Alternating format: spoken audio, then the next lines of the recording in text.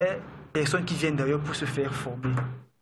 Par conséquent, le pépiniériste peut facilement apprendre le métier auprès d'un professionnel. Mais par contre, le semence, il faut aller faire des études, il faut se former. Okay. C'est ça la différence. On ne va pas passer le temps. Non, il faut faire la nuance. J'ai dit tout à l'heure que le pépiniériste n'est pas épargné de la loi sémencière parce qu'il vend des plants. Peut-être le mot qui dérange, c'est que plant et semence, ces deux mots-là. En réalité, c'est parce que le degré d'eau contenu dans le matériel végétal est plus costaud chez les plantes qu'on a l'impression que la production des plantes, c'est plus la semence. Bon, okay. Surtout que ça part des graines. Ok, on va pas. La semence aussi n'est pas seulement forcément les graines, M. Lazare. Okay. C'est possible d'avoir les semences à partir des boutures. Parce que depuis longtemps, vous faites toujours allusion à la semence graine. Non, il y a les pépinières. Non, je veux juste attirer l'attention de M. Lazare. Ok, M. Lazare, on a une tonne de SMS. Allez-y. D'accord. Au vu de c'est Antoine Badi qui revient à la charge. Hein. Au vu de cette différence, peut-on avoir de pépinières pour l'agriculture? Peut-on avoir des pépinières pour l'agriculture? Les pépinières ne seront-elles pas spécifiquement pour la plantation et la riziculture? Lawa Bandi Antoine. Il dit au vu des différences que vous avez évoquées entre l'agriculture, la plantation et la riziculture, au vu de ces différences, peut-on avoir des pépinières pour l'agriculture? Je crois que mon compagnon a été précis quand il distinguait des types de pépinières. Et j'ai dit, l'agriculture, c'est de manière large, parce que ça peut concerner les végétaux et les animaux. La plantation, c'est l'espace où on a prélevé les plants en pépinière pour aller les mettre dans le champ. Maintenant, la riziculture, c'est plus précis. C'est vrai que nos parents au village, quand on dit plantation, tout de suite, ça renvoie à la cacaoyère. Je peux avoir ma plantation de tomates. C'est parce qu'on n'a pas dit plantation à la tomate que ce n'est pas une plantation. C'est l'espace où on a planté nos tomates. Donc, du coup, on peut avoir une pépinière pour n'importe quel type de spéculation, autant qu'on peut avoir une pépinière pour le riz. Bon, l'agriculture n'est pas une culture, mais c'est un ensemble de cultures. Je voulais dire à Antoine que comme il demande que est-ce qu'on peut avoir la pépinière pour l'agriculture? L'agriculture n'est pas une culture, mais c'est un ensemble de plusieurs cultures. Si je dis que peut-on avoir une pépinière pour la riziculture, on vous dira oui, mais peut-on avoir une pépinière pour l'agriculture? L'agriculture en elle-même n'existe pas de façon réelle, mais c'est un concept idéologique. Terre à terre, l'agriculture, c'est le travail de la terre. Voilà. Mais quand il demande peut-on avoir une pépinière pour l'agriculture? Ça dépend de ce qu'on va mettre dans cette terre. Non, là, il demande pour l'agriculture. Okay. L'agriculture n'est pas une plante. L'agriculture est un concept idéologique qui renvoie à la culture de la terre. Maintenant, pour produire un type de culture, et dans ce type de culture, on peut avoir la pépinière pour cette culture. Voilà. Il voulait que Antoine soit un peu édifié dans ce sens. Les pépinières ne seront-elles pas spécifiquement pour la plantation et la riziculture? La plantation reçoit une pépinière adaptée à sa spéculation ou à la plante qu'on veut mettre sous terre. Et maintenant, la riziculture est la culture du riz. Donc, il peut y avoir des pépinières pour la culture du riz. Je voudrais qu'on parte rapidement. Il y en a plusieurs. On ne va pas s'attarder sur les messages d'Antoine parce qu'il y en a qui ont écrit aussi comme vous et qui souhaiteraient qu'on lise leurs messages. Bon, la qualité de la graine conditionne la profondeur en pépinière. C'est Christian qui a écrit ce message, Christian de Damas. Tout à fait, tout à fait. Si vous avez une graine, si vous avez différentes graines ou différentes semences à diamètre différent, ce qui est sûr, c'est que la profondeur des semis va varier. Si vous pouvez par exemple les semences de cacao et de tomates, la profondeur des semis ne doit pas être pareille. Parce qu'il faut aussi que ça sur ce qui est de la germination. Il y a les facteurs de germination qui sont importants. Parce que dans la profondeur des semis, il y a l'oxygène qui est important dans la germination. Il y a l'eau. Pour qui il faut quand même pas de l'oxygène ici, c'est pas de la lumière. Ça veut dire quoi? Ça veut dire que si vous prenez une graine qui a un diamètre très petit et que vous mettez à une profondeur de semis qui ne correspond pas à son diamètre la germination ne pourra pas avoir lieu justement parce que vous avez enfoncé la graine plus bas et elle sera étouffée, elle ne pourra pas germer. Donc la profondeur des semis est importante selon le diamètre. Les semis, c'est quoi? Le semis, c'est juste l'action de mettre la graine sous terre, ou bien en pépinière. En pépinière ou en pot. Ok. Donc, la profondeur des semis est généralement conditionnée par la nature de la graine. Il faut savoir que la graine déjà est un être vivant. On ne peut pas être mort et donner un être vivant qui est la tige. Et puis du coup maintenant, il y a un phénomène scientifique qu'on appelle la levée de la dormance. Si par exemple le péricarpe de la graine est assez épais, on aura forcément besoin de l'eau pour ramollir ça et de l'air. Parce que j'ai dit tout de suite, on connaît ça depuis l'école élémentaire 1, les plantes ont besoin de l'air, de la chaleur et de l'humidité. Dans le sol, il y a l'air dissous qui se trouve quelque part, qui accélère les processus métaboliques permettant ainsi à la graine de débourrer ou de germer.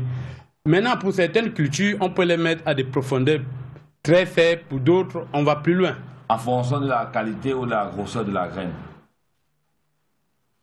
En fonction du diamètre. Il y a le diamètre, et j'ai parlé par exemple du tégument, du péricarpe, la membrane qui est à l'extérieur. D'accord. Si je prends le cas d'un jansan qui est très dur, il faut certains traitements préalables pour faire germer le jansan. Okay. Mais par contre, la tomate va germer plus vite que, ou le maïs, il va débrouiller plus vite que la tomate par exemple. Ok, nous avons Liliane de Touji qui nous demande pour 1 hectare, nous avons besoin de quelle superficie en pépinière? 1 hectare de quelle culture? Ah, elle n'a pas spécifié. On a dit tout à l'heure, il n'y a pas longtemps ici que la pépinière est conditionnée par la superficie emblavée, donc à valoriser. Là, ça, il faudrait comprendre qu'il y a des gens qui nous prennent en cours. C'est pas tout le monde qui... Je suis en train d'expliquer. Maintenant, si on prend le cas du cacao, je ne sais pas si c'est son exemple, le cas du cacao, il faudra être sûr qu'on a environ 1500 ou 1350 sachets pour faire germer les plants. Si c'est les agrumes, le nombre de sachets va diminuer. Si c'est le riz, par contre, on aura environ 75 kg, c'est-à-dire 2 mètres carrés de pépinière. Ça varie en fonction des cultures. D'accord. Nous avons Antoine Badi qui revient à la charge.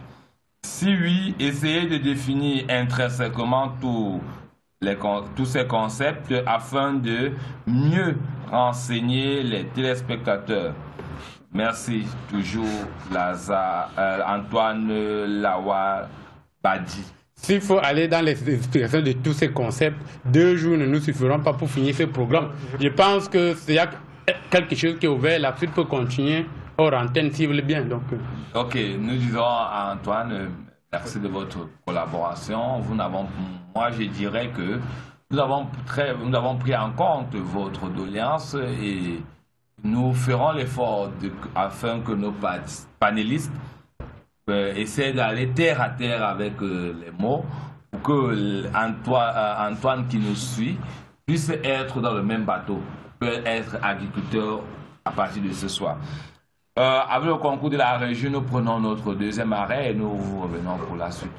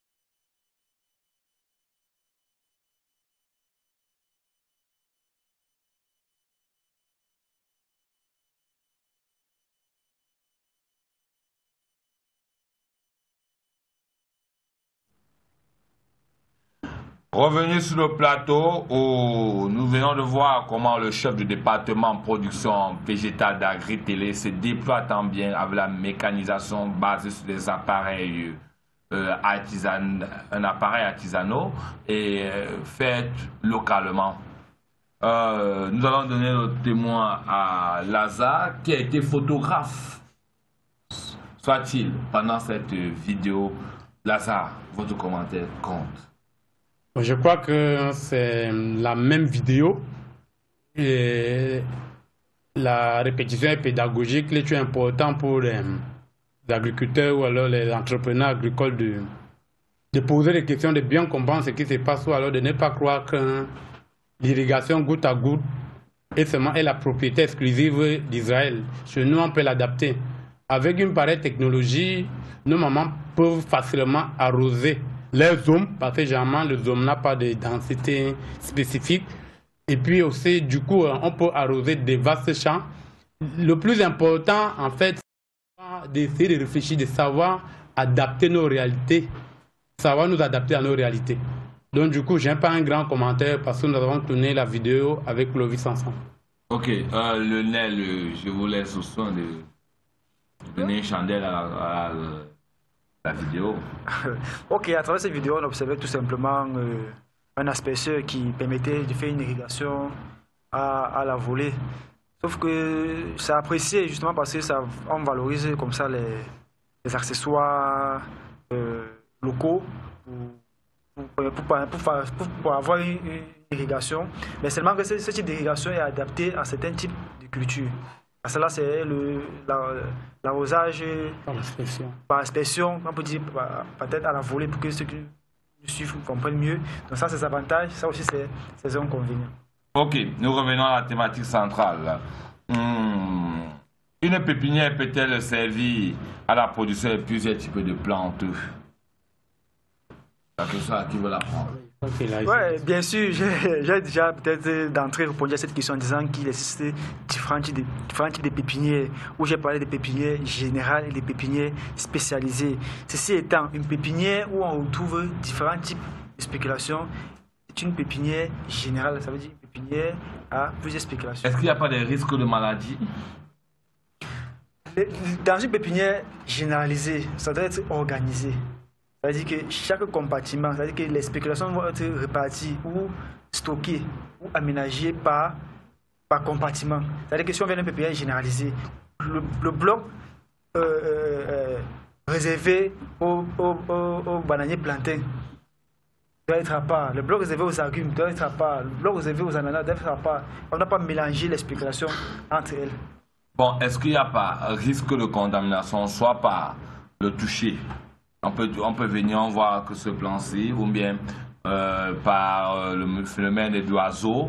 Un oiseau peut quitter d'une spéculation à une autre. Est-ce que ce n'est pas risqué? Ou il faudrait... Vu les explications que nous avons données au départ, mon compagnonnette a dit que la pépinière doit être exécutée par un spécialiste. Pour certaines cultures, je partage cet avis. Quand c'est un spécialiste, il a pris ces paramètres en compte. Sauf si vous insistez qu'on répète, mais de toutes les façons, si on a compartimenté les spéculations dans une pépinière, on tiendra compte des sources d'attaque potentielles qui surviendraient au niveau de la pépinière. Mais alors, on ne pourrait pas, si on peut associer des cultures, des grands arbres, on peut pas aussi associer une pépinière de riz avec une pépinière d'agrumes. Il y a des arbres qui peuvent aller ensemble, mais il y a des cultures qui ne peuvent pas être associées en fonction de leur morphologie, leur physiologie. Ok. Quelle est la durée de vie ou de gestion d'une pépinière? La durée de vie d'une pépinière, on va te dire, parce qu'on a eu plusieurs cas, ça dépend du type de culture. Les arbres fruitiers, la durée moyenne est de 8 mois. Mais pour des petites cultures, c'est de l'ordre de 11 à 21 jours. Je vais prendre des cultures maraîchères, un peu la tomate, c'est pas trop la pastèque pour ceux qui veulent. Pour le riz, ça varie de 15 à 21 jours. Dans les cultures maraîchères et vivrières, pour les petits plants, en dehors du banane, de la banane plantain, c'est des cultures qui vont de l'ordre de 2 à 3 semaines maximum. Mais pour les arbres, les cultures évoluées, comme j'ai dit entre guillemets, c'est Plusieurs mois, 8 mois minimum. Ok. Ok. Allons-y rapidement. Il va falloir faire le distinguo entre pépinière et plant. Il faut qu'on se comprenne très bien. Parce que quand on dit quelle est la durée d'une pépinière, les gens vont s'apprêter à confusion. La durée d'un plant en pépinière. Parce que la pépinière, c'est le site, c'est l'endroit aménagé, destiné à multiplier ou élever les plants pour transplanter plus tard. Maintenant, la durée d'un plant en pépinière, c'est-à-dire que la durée d'un plant sur le site, varie, comme M. Lazare disait tout à l'heure, de la spéculation. Simplement. Ok. Maintenant, une dernière question à vous deux. Est-ce que, qui veut la prendre, hein, est-ce que on peut faire une rotation de plantes dans la pépinière? C'est-à-dire que après avoir fait la pépinière de tomates sur le même site, on le met à champ, on prépare la même pépinière, dans la même pépinière, par exemple le gombo, on le met en champ, on prépare dans la même pépinière. Est-ce qu'il est conseillé de faire cela sur le même site, le site aménagé? Je pense que on a répondu à cette question aussi en disant qu'il existe différents types de pépinières en fonction des objectifs. Vous convenez avec moi que quelqu'un qui fait une pépinière spécialisée doit prendre les mesures nécessaires afin de produire des plants de tomates régulièrement, que ce soit in situ ou ex situ. S'il fait une pépinière spécialisée ou une pépinière générale, ce qui est sûr, c'est qu'il tiendra compte de tous ces paramètres. À dire ici qu'il faut faire une rotation, ça va dépendre de l'objectif de production. Ok, nous allons... Allons-y. Donc, ce que moi j'avais dit, c'est qu'en termes de pépinière, la pépinière, c'est un très petit espace qu'on pense qu'on va succéder les cultures. Le rôle de la rotation des cultures, ça c'est l'objet d'un autre débat à mon avis. On peut roter les cultures dans l'espace, ça veut dire les assolements et autres, mais en pépinière, je ne pense pas que ce soit nécessaire. Parce que c'est là où on va produire la tomate, on va faire le truc à côté. On va pas venir, on peut remplacer les pots pour les arbres après une campagne, ça c'est possible. Mais c'est pas si on va appeler ça rotation. D'accord. Nous allons parvenir au thème de notre émission sur le rôle de la pépinière en agriculture. Nous allons donner le thème, le mot de fin à Lazare, puisqu'il est venu en télévision. Il a dit à ses proches que je vais.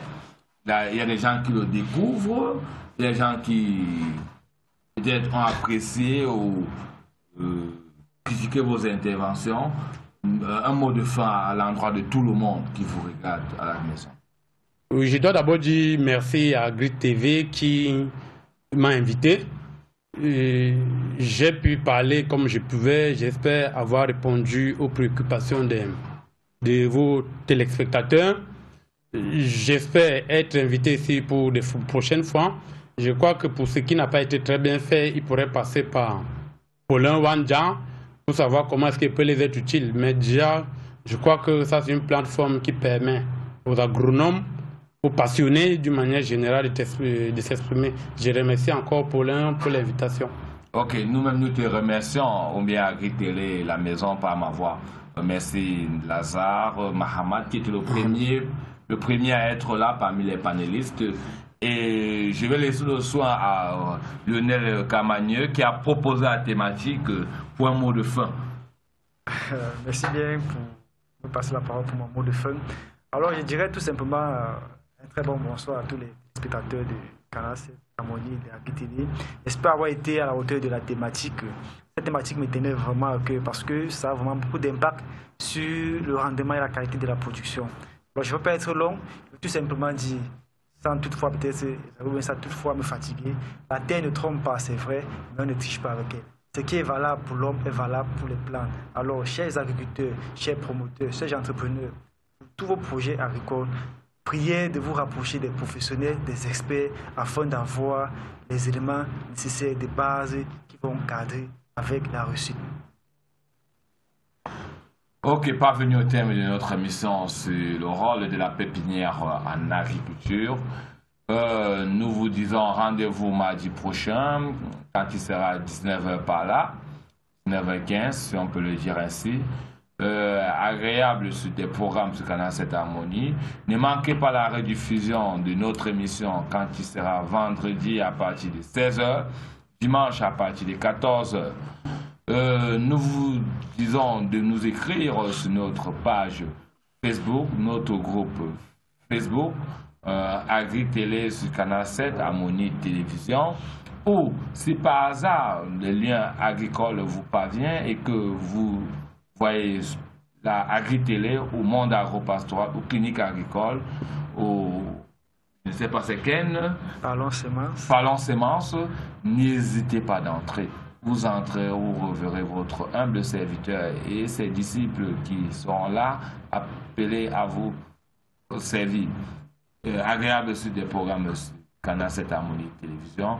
Rendez-vous mardi prochain lorsque ce sera 19h. Au revoir.